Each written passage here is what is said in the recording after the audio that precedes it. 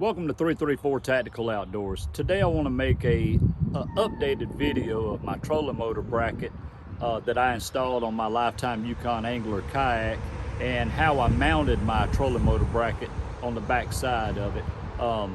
Whenever I originally did the trolling motor bracket install on there, I did make a couple of different upgrades to it, and I added a couple of different features that I didn't show in my previous video, so I want to go back over all those. I'll drop the link in the description of the trolling motor bracket I installed, so if you haven't watched that yet, please go back and watch it. This is just the upgrades that I did, so I appreciate you watching. If you haven't already, please subscribe to my channel. I hope you like this video. If you do, drop me a like down below. I appreciate you watching. I appreciate all your support. Thanks, guys. Okay, this is my trolling motor bracket that I built. Now, from my previous video, the trolling motor bracket itself has not changed. The way I built it, it's still the same. The only thing I did different, as you can see right here, it used to come up to the top. I cut that down, and I'll show you the reason I did that in just a second. Now, this is just a cover plate. It's made out of the same cutting board that I did my bracket itself with. All I did was just made it the size that I needed and cut it down to fit the way the kayak looks.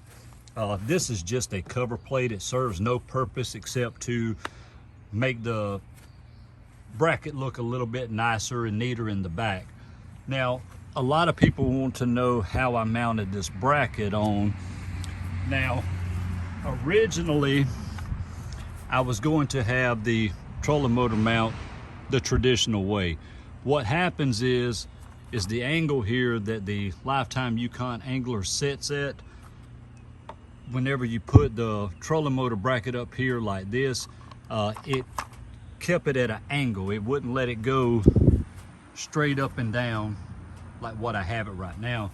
And what I did with that is I took the trolling motor bracket and the clamps here, I cut them off and unscrewed them. As you can see right there, I cut them off and unscrewed them. I took the bracket itself like this, and I cut back and I cut it straight down. I left me these two notches right here, but what I did here is I cut back and I cut it straight down.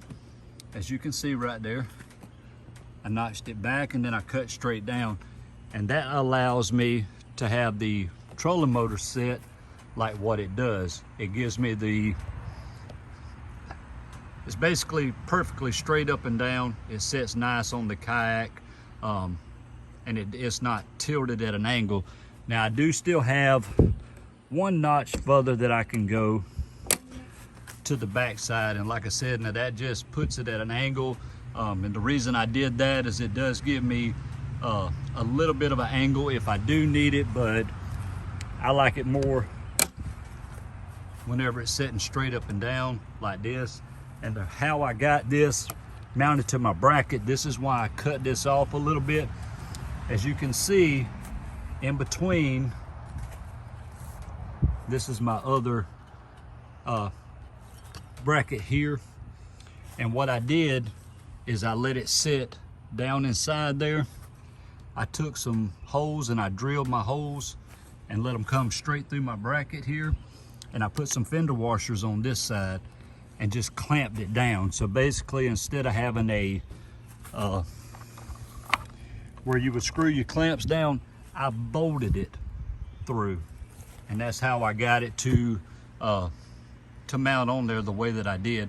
That also gave me a place that I could put my pulley right here for lifting my trolling motor up and down. And so everything about the bracket itself is still about the same. Like I said, the only thing it does different is you have to drill it and bolt it on. And you can see how I did that. All I did was just drill them straight through and just clamped it down. Now, I did this in all stainless steel. I've had this trolling motor on now for about 6 months now, I believe. And I've had absolutely no issues with it. A lot of people has always asked the way that I built my mount, the way I screwed it down to the kayak. They was afraid that theirs would fall off. Let me show you this. I can lift my kayak with my trolling motor bracket. It does not move. So if you will, go back and watch the previous video of how I built the bracket itself. Now these are the silver color, and I did paint them black just to dress it up a little bit on the back. So if you see that they're not silver now, it's because I painted them black. That's just to make it look a little bit nicer and neater to match the cutting board. But that's all I did. I hope this video helps you. If you have any more questions, please leave me a comment. I try to get back to all my questions that I can. So I appreciate you watching. Thanks, guys.